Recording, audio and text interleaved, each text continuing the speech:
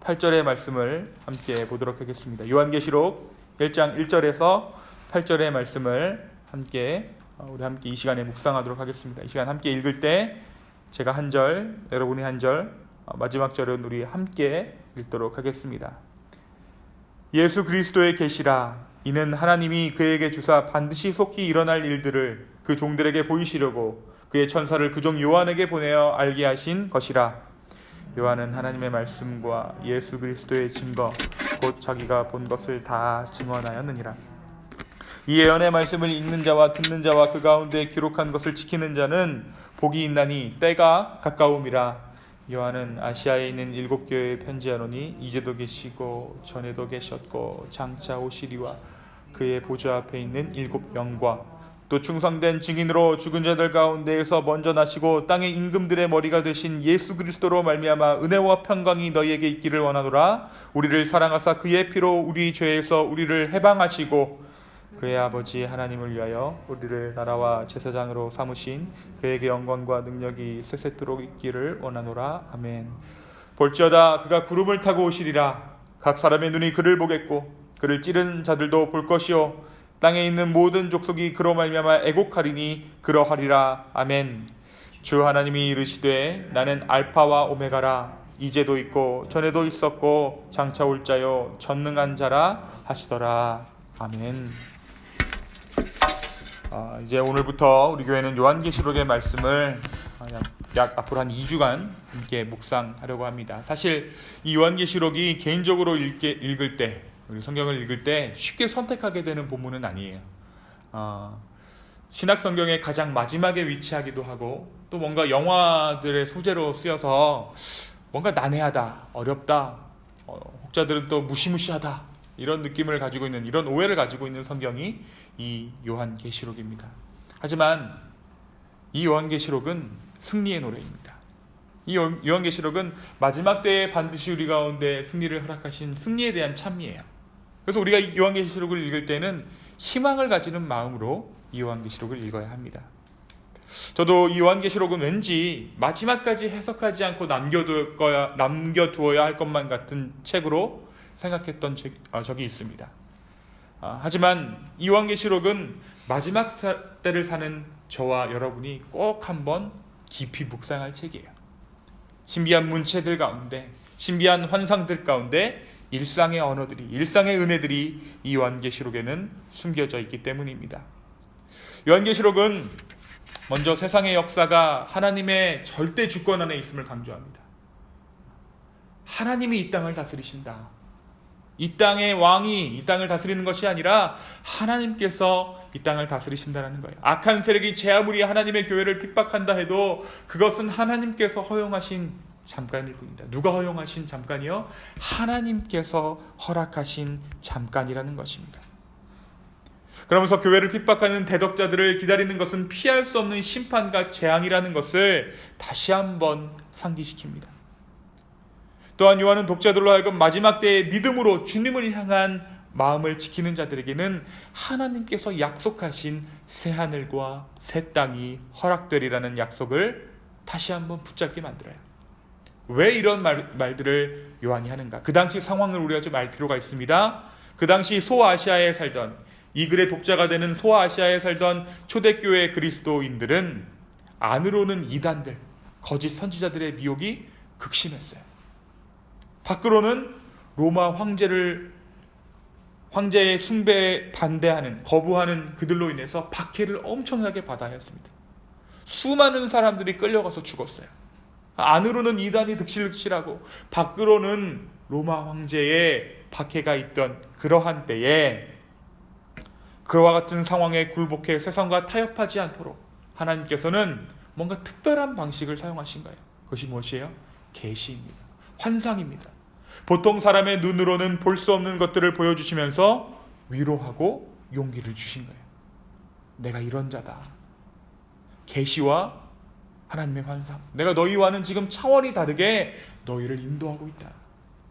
조금만 더 힘을 내라. 이것이 그리 오래가지 않을 것이다. 오늘 저와 여러분이 읽으신 1절부터 8절의 내용은 요한계시록 전체의 프롤로그, 전개에 해당합니다. 이 책이 왜 시작됐는지, 이 책이 왜 주어졌는지 요한은 그것을 분명히 밝히고 있는 것이죠. 요한은 먼저 자신이 기록한 이 계시록이 예수 그리스도의 계시다라고 이야기하고 있어요. 1장 1절에 예수 그리스도의 계시라.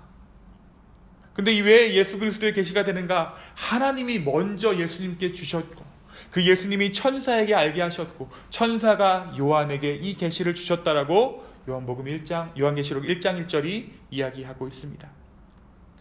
이처럼 하나님이 계시의 말씀을 자신의 종들에게 주신 목적은 하나님의 모든 백성에게 그 말씀을 하나도 숨김없이, 가감없이 전하게 하기 위해서입니다. 예수님도 이 땅에 오셨을 때 이런 말씀하셨죠. 내가 내 아버지께 들은 것을 다 너희에게 알게 하였습니다. 성령도 마찬가지입니다. 하나님의 이름 비밀하고 신비로운 것이 아니에요. 깨닫게 된 그 자들에게는 진리인 것이고 마땅히 알아야 할 것이고 세상 모든 사람들에게 전해져야 할 것입니다. 이단들의 특징이 뭐예요? 은밀하다고 얘기하는 거예요. 우리만 알고 있다라고 얘기하는 거예요. 그리스도의 진리는 반대입니다. 모든 사람이 알아야 할 진리라고 이야기해요. 이 계시가 개인적이고 은밀하고 다소 신비스러운 방법으로 요한이라는 자에게 전달되었지만 그것은 한 사람이 소유할 개인적인 비밀이 아니라 온 교회가, 온 세상이 알아야 할 진리라는 것입니다. 그래서 요한은 이 하나님의 사명을 깨달은 이 요한은 이 환상의 내용들을 담아서 일곱 교회에 편지합니다. 그 당시에는 7교회가 세상 모든 교회였으니까요. 먼저 요한은 핍박을 견뎌내고 있는 교회들을 향해 축복합니다. 그리고 그 핍박 가운데 어쩌면 잊고 있을 그 사건, 십자가의 사건을 상기시켜요. 예수 그리스도의 그 보혈을 기억해라. 예수 그리스도의 그 십자가의 능력이, 그 보혈의 능력이 핍박 가운데 여전히 일하고 있다는 거예요. 지금 우리가 지금 박해받고 있는 이 환난 가운데 이 상황들이 그것을 부정할 수 없다는 거예요. 그것을 끊쳐낼 수 없다는 거예요. 이어서 요한은 교회에게 당부합니다. 그 십자가에서 돌아가신 예수님께서 반드시 다시 오실 것이니 모든 소망을 예수님께 두어라. 주님께서 다시 오실 그때에 그리스도를 핍박하고 신자들을 핍박하는 그 악한 세력들도 주님의 주되심을 볼 것이다. 지금은 폭군 네로가 세상을 좌지우지하는 것 같고 그들의 세상의 주인인 듯 하지만 시간의 주관자는, 역사의 주관자는 그들이 아니라 다시 오실 주님이시다. 그분이 세상을 창조하신 때가 모든 것의 시작이었듯 그분이 다시 오실 그때가 모든 것의 마지막이다. 그는 알파요 오메가시다. 사랑하는 여러분, 오늘 말씀은 우리에게 무엇을 이야기하고 있습니까? 저와 여러분에게 이 역사의 주관자가 하나님이시라는 거예요. 세상의 그 어떤 힘센 세력도 이 역사의 주관자가 아니라는 거예요. 시간의 주관자가 하나님이시라는 것입니다. 우리는 누구의 시계를 바라보고 누구의 시간을 살고 있습니까? 여러분, 인생을 80으로 놓고 혹은 많이 살면 90으로 놓고 앞에 20년 잘라야 됩니다. 왜냐하면 성장해야 되고 멋모르고 살았으니까. 또 뒤에 힘들고 병들은 20년 잘라야 돼. 그럼 우리가 가운데 토막 한 40년 50년 났는데 이 중에서도 자녀들 키우고 어쩌고 하다 보면 내 시간이 없어요. 한 20년 남아요. 근데 그 20년도 보장된 것이 아니에요. 애들 키우다 보면 정말 내 인생이 다 어디로 갔나? 그럴 것 같아요. 저도 겨우 40 됐는데 그런 생각을 종종 하게 됩니다. 내 시간을 보면, 내 기준으로 살면 허무하고 허망한 것이, 돌아보면 돌아볼수록, 내 안을 바라보면 바라볼수록 허무하고 허망한 것이 우리의 삶이에요. 하지만 시간의 주관자 되신 그분의 시간을 보면 내 기준이 아니라 주님께서 오시는 그날을 기준으로 살아가게 되면 우리는 한결 가벼운 마음으로 이 세상을 살아갈 수 있게 되는 거예요.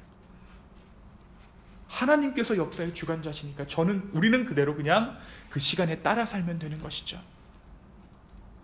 또한 하나님의 시계를 본다는 것은 과거가 만든 미래가 아닌 미래가 이끄는 오늘을 보게 한다는 거예요. 이 말이 뭐냐? 내 과거가 오늘을 나를 있게 한 게 아니라는 거예요.